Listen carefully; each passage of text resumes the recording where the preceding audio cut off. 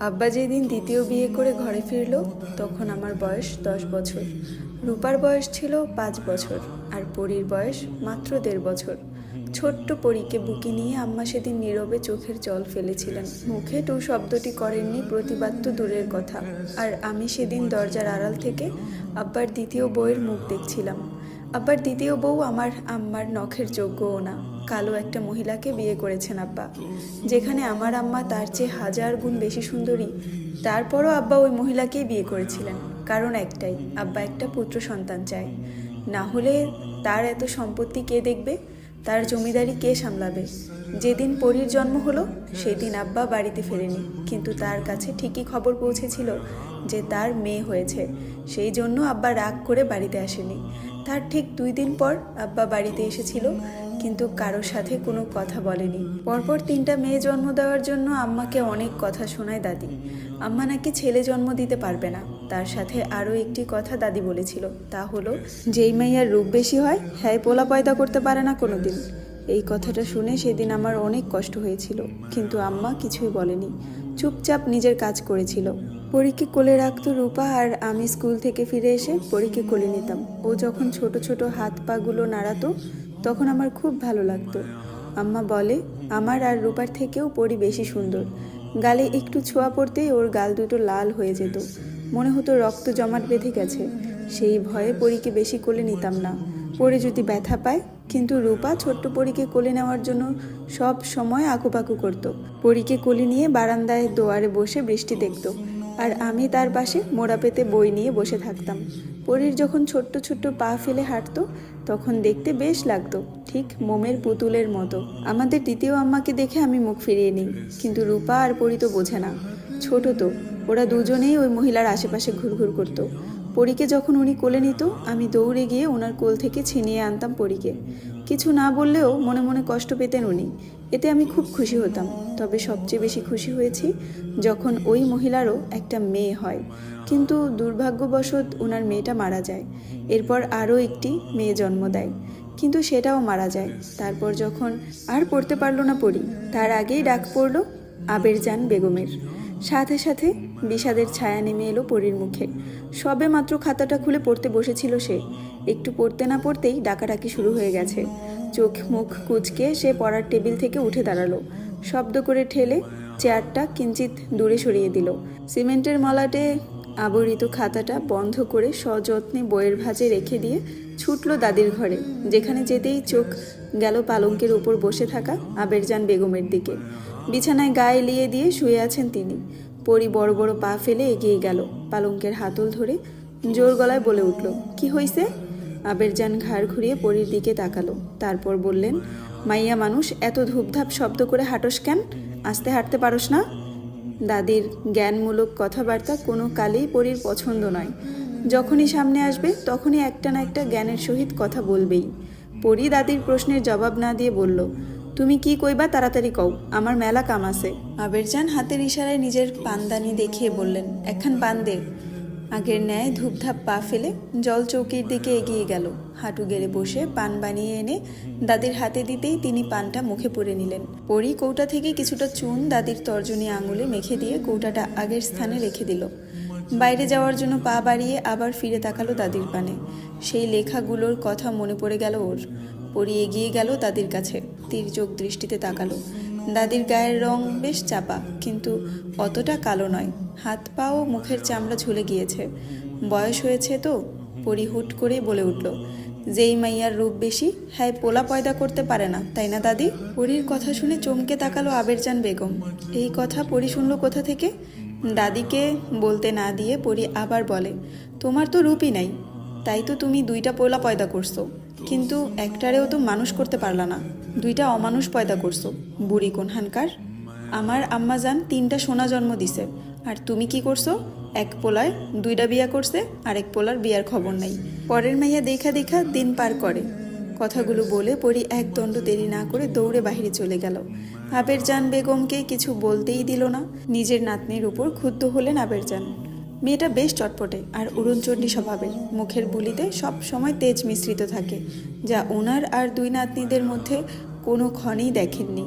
পরীর এরকম কথা শুনতে তিনি অভ্যস্ত, তাই বেশি না ভেবে তিনি পান খাওয়ায় মনোযোগ দিলেন। দাদির ঘর থেকে ছুটে বের হয়ে নিজের শয়ন কক্ষের দিকে পা বাড়াতেই আবার ডাক পড়ল। এবারের ডাকটা দিয়েছেন পরীর মা মালা বেগম। মায়ের ডাক শুনে আবার ঘুরে দাঁড়াতে হলো পরীর। সোনালি আপুর খাতাটা আজকে বোধহয় আর পড়া হবে না।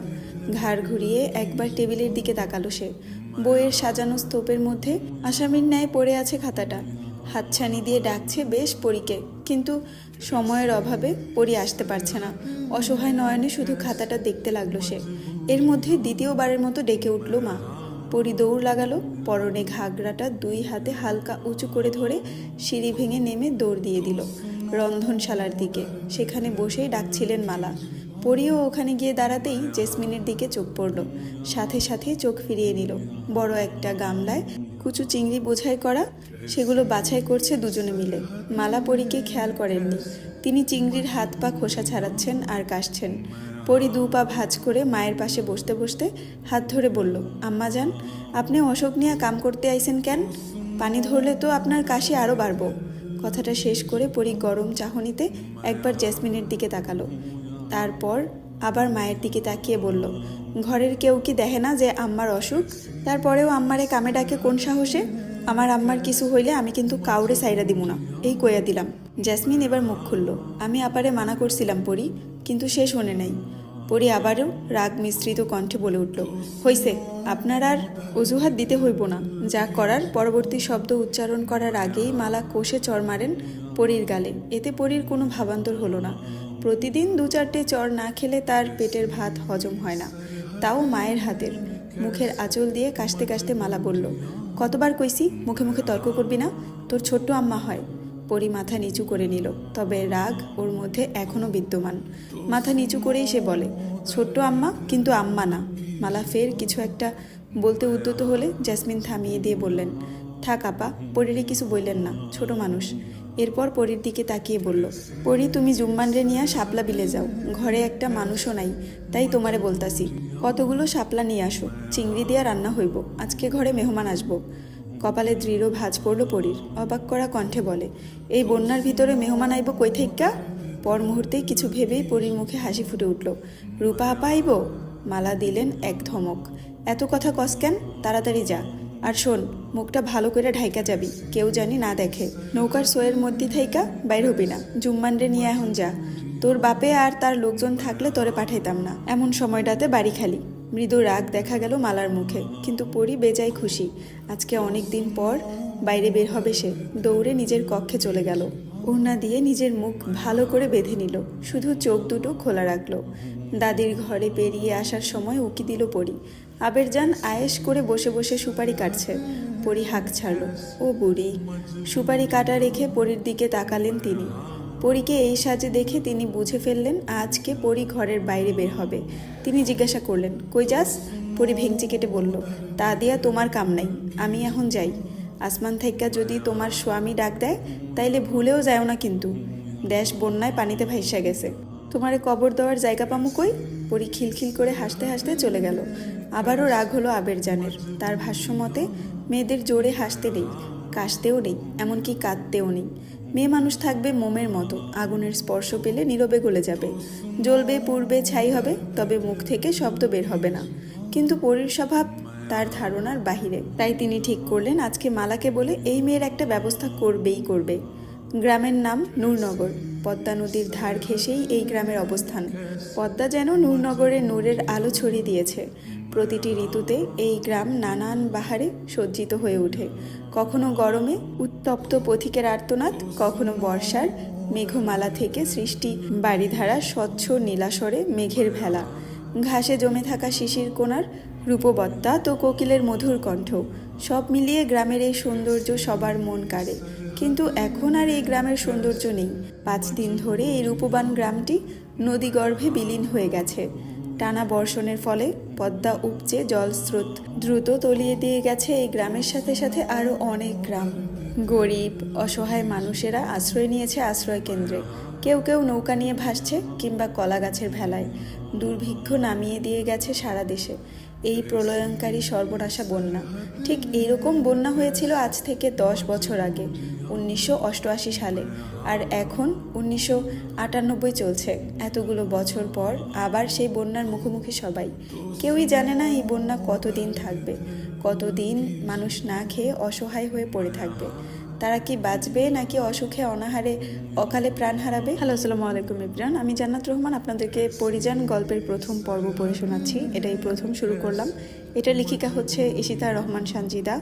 আমার কণ্ঠের স্টোরিটি ভালো লাগলে অবশ্যই আমার চ্যানেলটি সাবস্ক্রাইব করবেন এবং লাইক কমেন্ট করে পাশে থাকবেন।